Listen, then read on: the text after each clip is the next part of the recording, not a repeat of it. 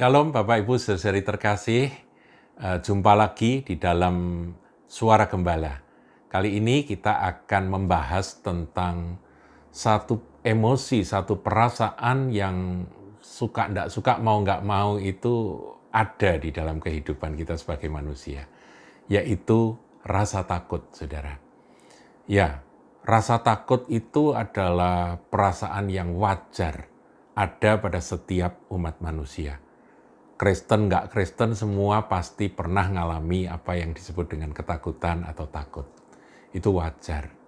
Tetapi kali ini kita akan belajar bagaimana cara menghadapi dan mengatasi bahkan menang terhadap rasa takut tersebut. Nah, firman Tuhan yang akan kita bahas kali ini itu menjadi sebuah contoh dari apa yang harus kita lakukan ketika kita ini menghadapi sebuah ketakutan. Takut itu kan macam-macam, saudaraku ya. Takut ini, takut itu ya. Kalau kita sedang menghadapi suatu persoalan berat, pasti kita takut. Takut akan akibatnya yang mengerikan dan sebagainya. Jadi itu sesuatu yang wajar, saudara. Tapi Tuhan juga memberi senjata, memberi cara bagaimana kita bisa menang, mengatasi, menghadapi, dan menang terhadap rasa takut itu. Saya bacakan dari Markus, saudaraku, pasal yang kelima, ayat yang ke-35 mulai. Ini kisah Tuhan Yesus sedang perjalanan, mau masuk ke rumahnya Yairus, tapi orang banyak mengerumuni. Bahkan ada satu orang perempuan yang sakit pendarahan 12 tahun, dan dalam perjalanan Tuhan menuju rumah Yairus, jadi anak perempuan Yairus itu sakit keras, dan Tuhan mau datang ke sana. Nah itu, perempuan itu memegang ujung jubah Tuhan dan dia disembuhkan. Itu peristiwanya saudara pasti sudah mengerti ya, sudah pernah membaca.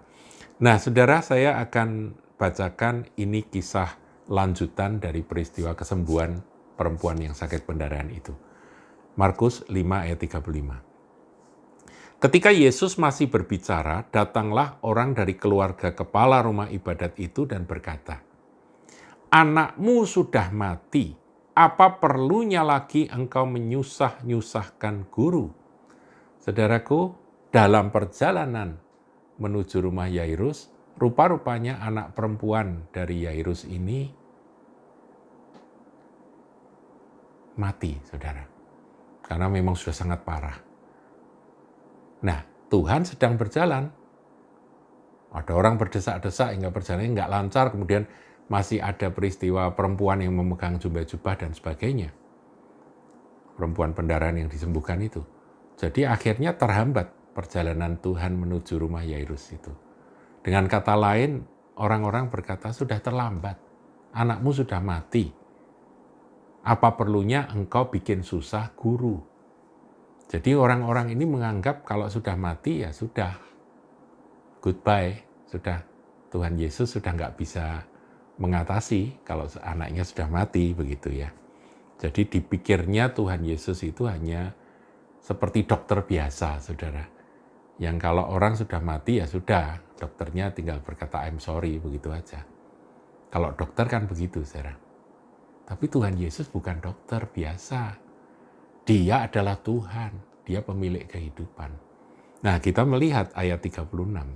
Tetapi Yesus tidak menghiraukan perkataan mereka dan berkata kepada kepala rumah ibadat, "Jangan takut, percaya saja." Saudaraku, obat lawan yang melawan ketakutan itu adalah jangan takut. Loh, takut tapi nggak boleh takut. Nah terus apa obatnya? Percaya saja. Waduh, luar biasa saudaraku ya. Percaya ini memang tidak mudah ya saudara ya. Tetapi ini ajaran Tuhan. Kalau saudara nggak punya percaya, pasti ketakutan akan mengalahkan Anda. Tapi kalau saudara bisa percaya kepada Tuhan sepenuhnya, percaya sebulat-bulatnya, maka Anda bisa menghadapi ketakutan itu.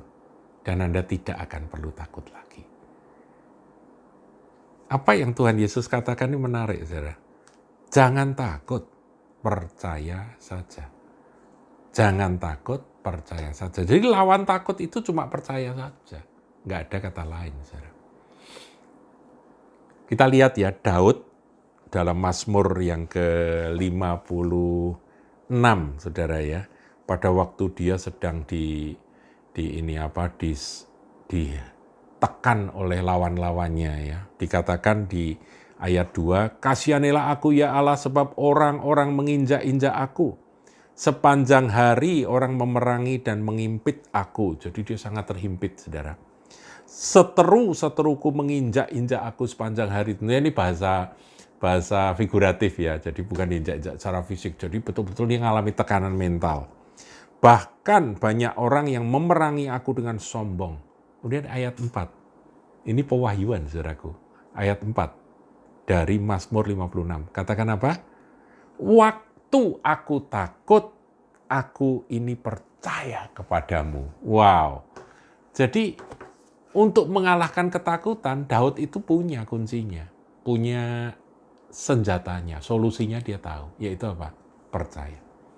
Dia katakan, waktu aku takut. Jadi takut itu memang ada, saudara. Saudara takut apa saja lah, takut corona, takut apa.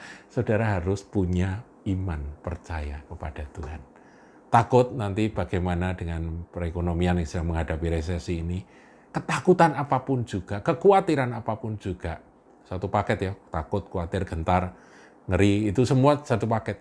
Saudara harus lawan dengan percaya saja.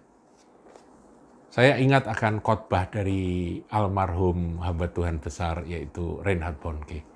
Dia katakan, percaya saja. Itu obat. Seperti gini ya, saudara. Kalau Anda lapar, apa? Makan saja. Kalau Anda lelah, ya istirahat saja. Kalau Anda haus, minum saja. Kalau Anda takut, ya percaya saja. Sudah. Jangan takut, percaya saja. Nah, kemudian ayat berikut, saudara, dikatakan ini agak panjang sedikit ya. Lalu Yesus tidak memperbolehkan seorang pun ikut serta kecuali 1. Petrus, 2. Yakobus, 3. Yohanes, saudara Yakobus. Saudara, yang lain-lain tidak boleh ikut. Untuk menghadapi akan persoalan itu, singkirkan yang lain. Bahkan nanti ada orang ribut, nangis-nangis ya. Jadi ada juru tangis pada zaman itu, saudara. Kalau ada orang mati itu ada orang yang memang kerjaannya itu nangis-nangis begitu. Kenapa saya sebut juru tangis? Karena mereka meratap, mereka menangis ketika Tuhan berkata, "Mengapa kamu ribut dan menangis? Anak itu tidak mati tapi tidur." Meledaklah mereka dari nangis tiba-tiba berubah menjadi tertawa. Loh, nangisnya itu kan nangis palsu itu, saudara. Makanya saya sebut ini tukang tangis ini. Banyak orang seperti itu, saudaraku.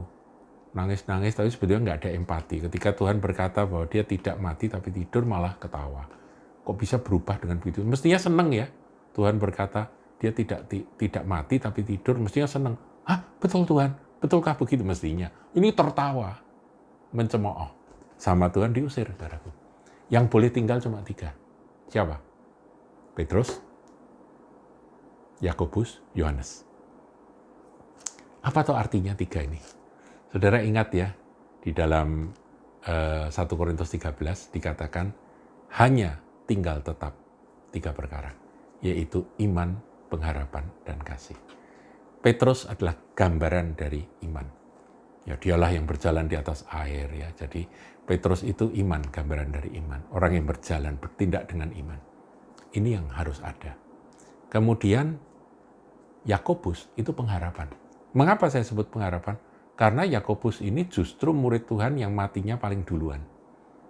Karena dia punya pengharapan, dan pengharapannya nggak bisa diputuskan oleh apapun juga. Nggak bisa dipotong, nggak bisa dihentikan, bahkan sampai pada kematian.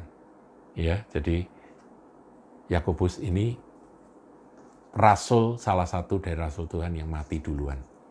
Kemudian Yohanes, gambaran dari kasih. Kalau sudah baca surat-surat Yohanes, semuanya berbicara tentang kasih. Jadi 3 perkara ini saja yang boleh tetap ada. Jadi ada iman, ada pengharapan, ada kasih. Yang lain-lain, apalagi mereka yang nangis-nangis kemudian ketawa, itu sudah singkirkan. jangan takut, percaya saja dalam segala aspek. Kalau saudara ngadepi ketakutan, ya aspek persoalan apapun, kalau saudara ngadepi ketakutan, jawablah dengan percaya saja. Kalau lapar, makan saja. Kalau haus, minum saja. Kalau lelah, istirahat saja. Demikian kalau takut, percaya saja. Tuhan Yesus memberkati.